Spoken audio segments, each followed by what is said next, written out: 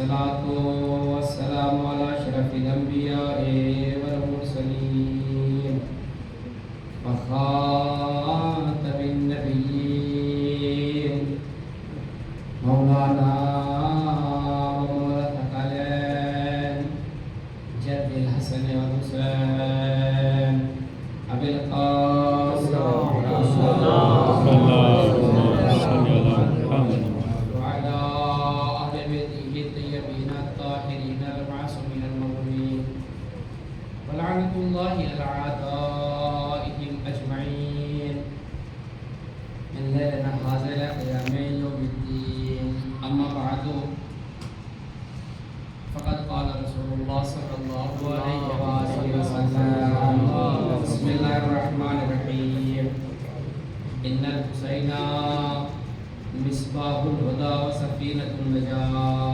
اللهم صل على محمد. ایک اور سوال اللهم صل على محمد آل محمد. بارگاہ اہل بیت اطہار علیہ السلام میں اپنی اپنی حاضریوں کو درج کرانے کے لیے ایک اور باواز بلند سلام. اللهم صل على محمد آل محمد. اللهم صل على محمد صل على محمد آل محمد. تمام تعریفیں ہیں اس وحدہ لا شریک کے لیے جس نے اس کائنات کو خلق کیا. حمد و ثنا، تسبیح و تمجید، رکوع و سجود، تسبیح و تحلیل اسی ذات کے لیے ہے کہ جس نے اس کائنات کے اندر ہواؤں کو چلایا، فضاؤں کو مہکایا، پھولوں میں خوشبو کو پیدا کیا. اور شکر اس وحدہ لا شریک کا کہ جس نے اپنی مخلوقات میں ہم لوگوں کو مسلمان بنایا، انسان بنایا. وہ چاہتا کچھ بھی بنا سکتا تھا، وہ چاہتا حیوانوں کی فہرست میں رکھ سکتا تھا، وہ چاہتا درندوں میں رکھتا، وہ چاہتا پرندوں میں رکھتا، وہ چاہتا درختوں میں رکھتا، وہ چاہتا اشجار میں رکھ دیتا، وہ چاہتا آسمان میں رکھ دیتا. لیکن اس کا شکر یہ ہے کہ اس نے ہم لوگوں کو نہ درندہ بنایا، نہ پرندہ بنایا، نہ چرن میں رکھا، نہ اشجار میں رکھا، نہ آسمان میں رکھا، بلکہ اس نے اس مخلوق میں ہم لوگوں کو رکھا کہ جس نے اسے اشرف المخلوقات کہا. خود اس نے فرمایا تبارک الذی بیدہ الملک، بابرکت ہے وہ ذات جس کے دست قدرت میں حکومت ہے. الذی خلق الموت والحیات، جس نے موت اور حیات کو پیدا کیا. شکر بالائے شکر. انسانوں میں نہ جانے کتنے ایسے انسان ہیں کہ جو اس کے راستے سے بھٹکے ہوئے ہیں.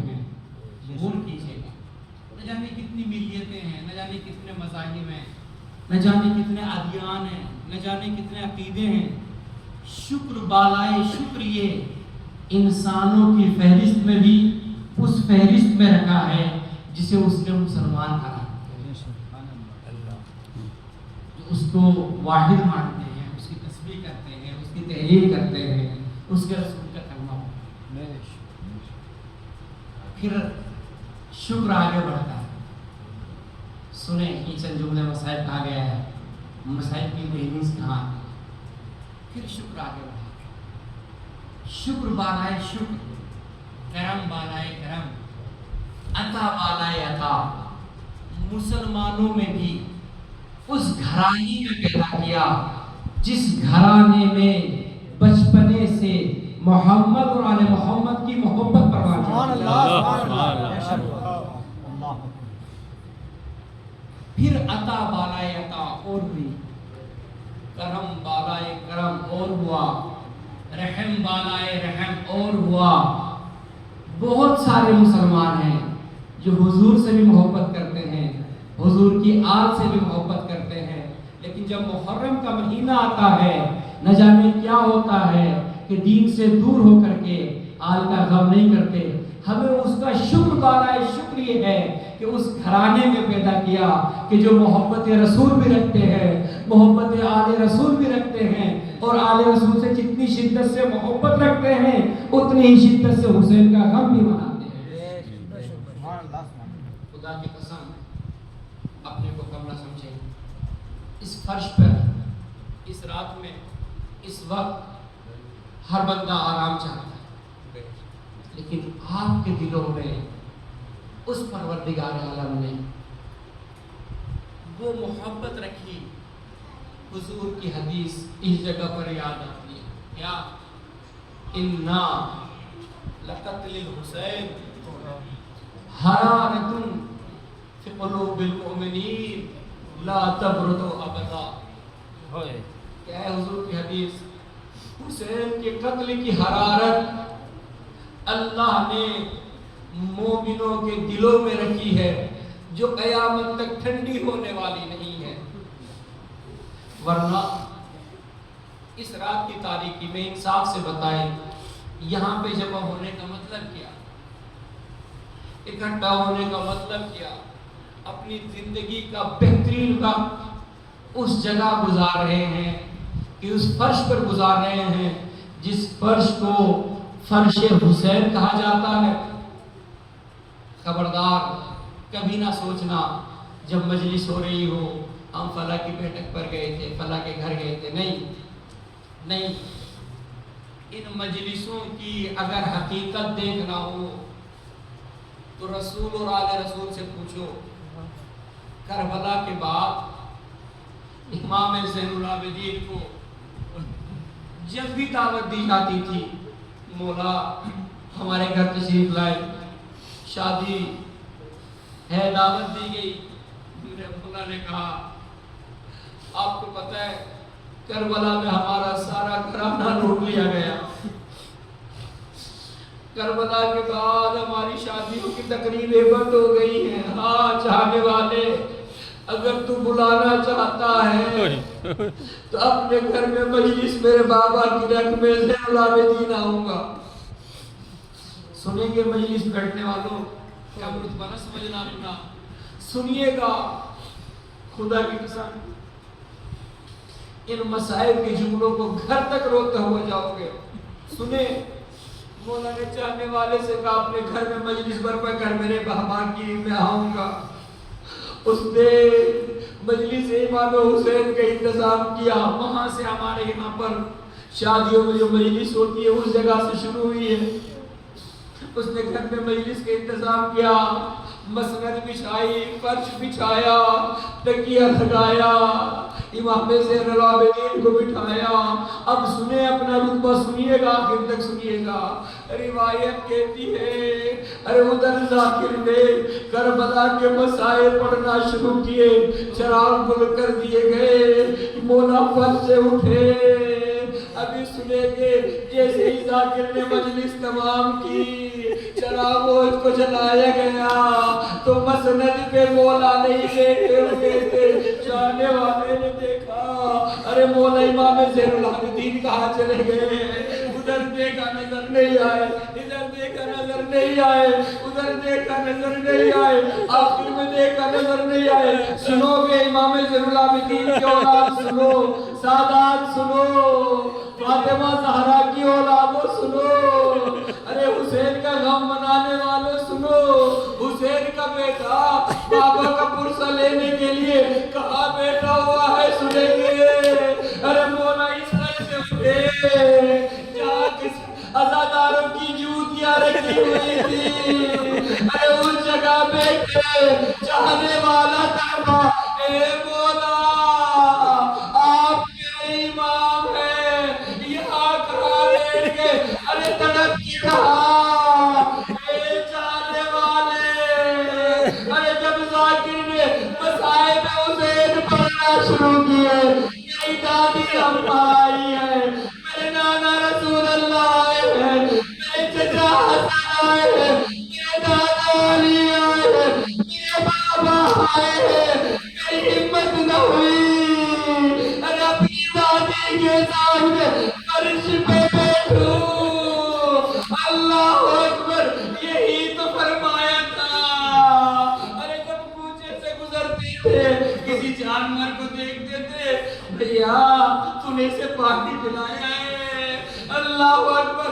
روایت کہتی ہے قصاب پہلے ہی جانور ہٹا لیا کرتے تھے، ایک قصاب کی نگاہ نہیں پڑی، ارے اس کو معلوم نہ ہو سکا امام زین العابدین آئے ہوئے۔ ایک مرتبہ وہ چھری چلا رہا تھا، مولا نے پوچھ لیا اے بھیا ارے تو نے اسے پانی پلایا ہے؟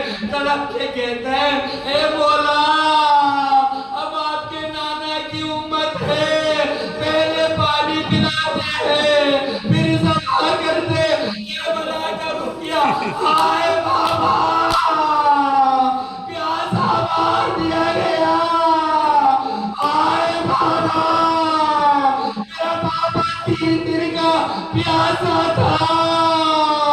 ارے جب خود کھری شمع نے چلائی، اللہ اکبر۔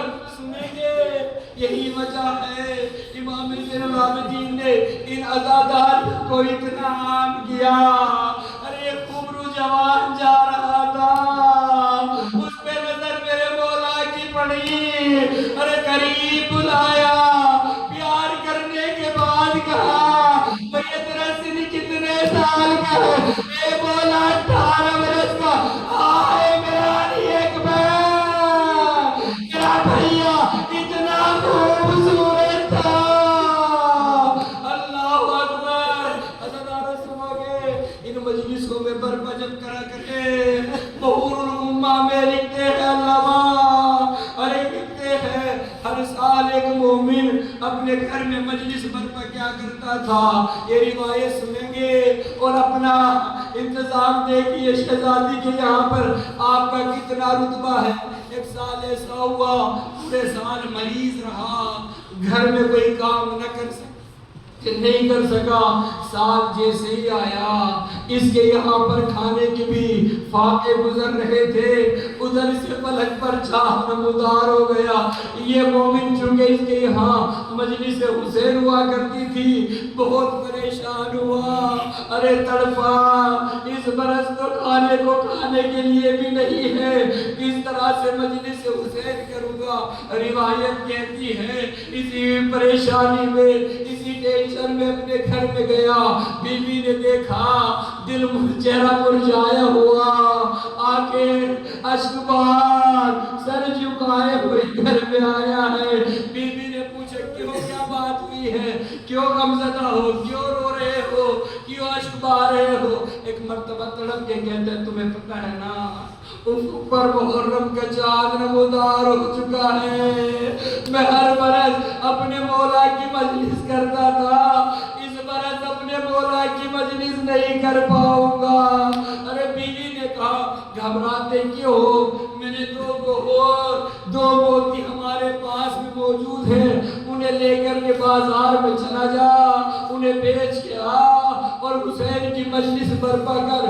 اس نے سوچا شاید میری بیوی نے کوئی موتی ذخیرہ کیے ہوئے ہیں، خوش ہو گیا۔ ایک مرتبہ کہتا ہے جاؤ ان موتیوں کو لے کر کے آؤ۔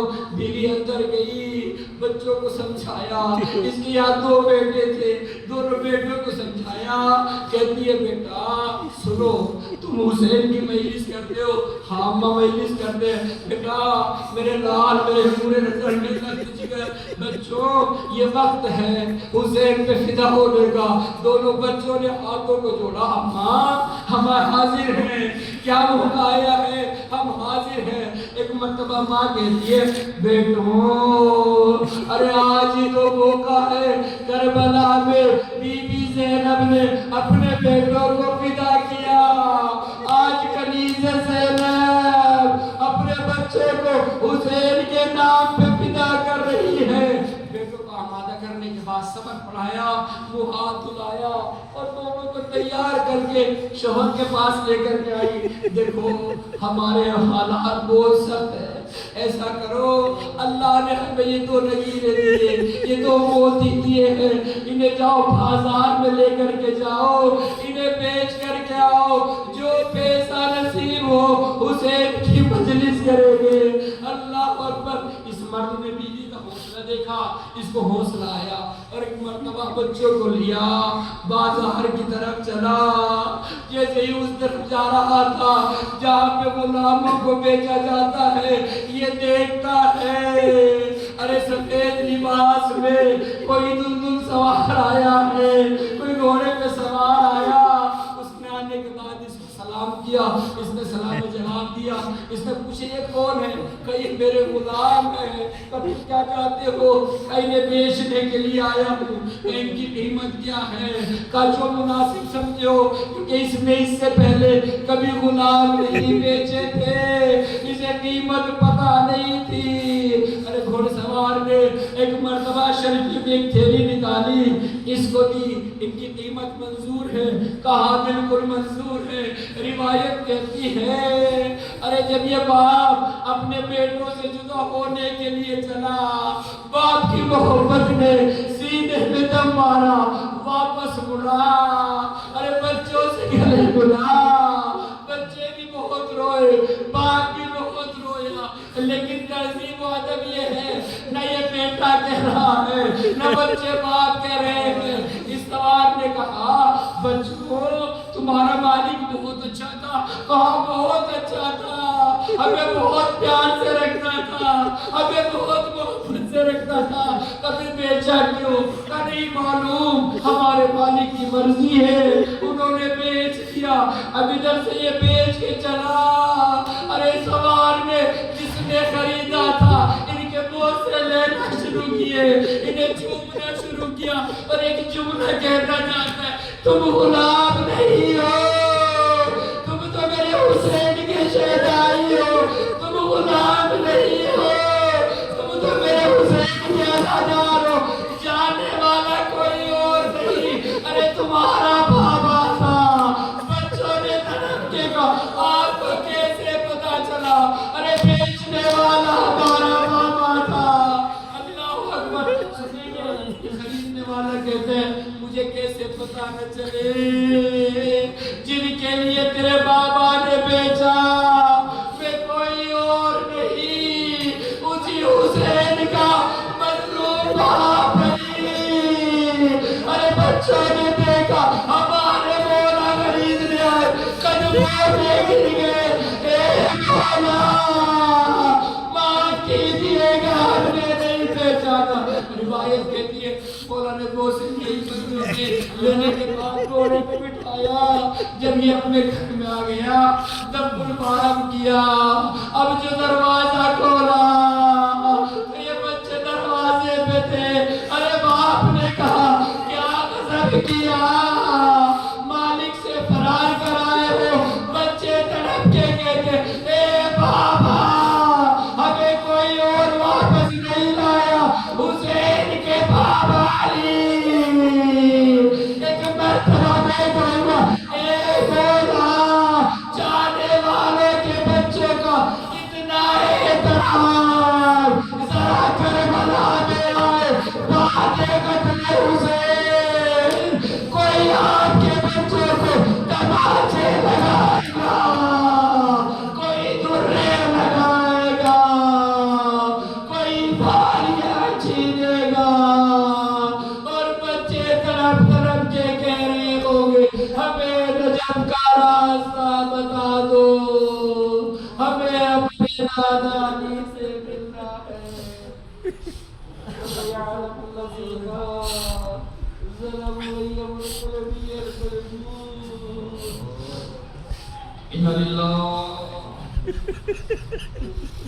وإنا إليه راجعون.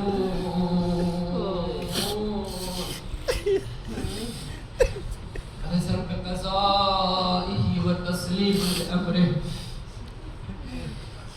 اللهم إني أسألك بحق محمد وأنت المحمود، بحق علي وأنت العلا، بحق فاطمة وأنت فاطر السماوات والأرض، بحق الحسن وأنت المحسن، بحق الحسين وأنت قدير الإحسان، بحق 9 المعصومين من سورية الحسين عليه السلام.